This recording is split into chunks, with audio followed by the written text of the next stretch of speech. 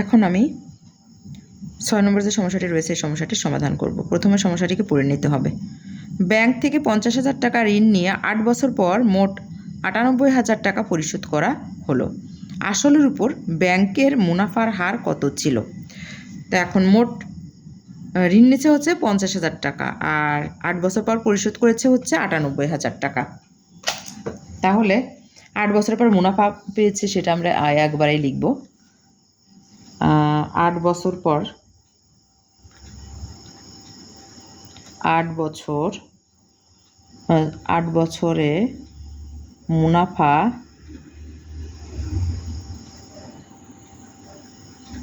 সমান 98,000 টাকা হলো মোট পেয়েছে, আর মূলধন ছিল হচ্ছে 50,000 টাকা। তাহলে বিয়োগ করে হয় হচ্ছে 48,000 টাকা। তা এটা হচ্ছে 8 বছরের মুনাফা। তাহলে অতএব 1 বছরের মুনাফা, 1 বছরের এখানেও 1 বছরের মুনাফা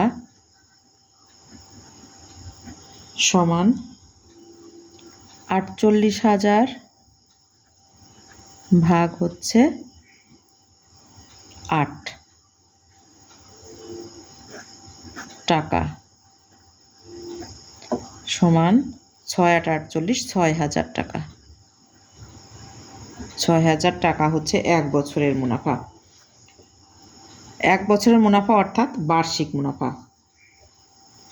অতএব আমরা পেলাম এখানে বার্ষিক মুনাফা সমান 6,000 টাকা। আর আসল ছিল হচ্ছে 50,000 টাকা। 50,000 টাকা। অতএব হার কত সেটা বের করতে হবে। বার্ষিক মুনাফার হার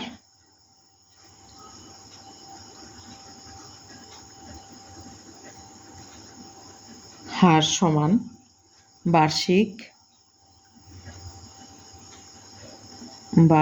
মুনাফা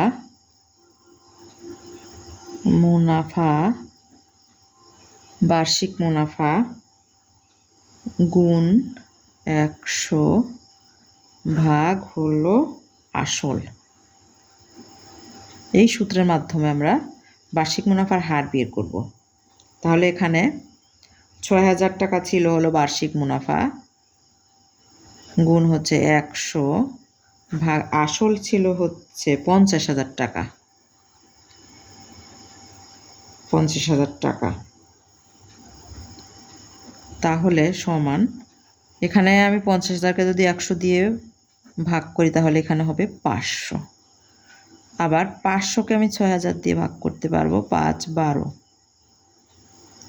12, এখানে 1, তাহলে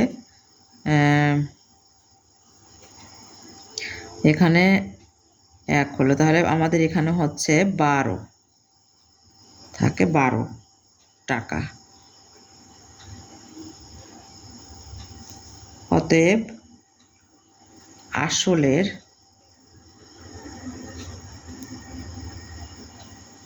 ওপর ব্যাংকের মুনাফার হার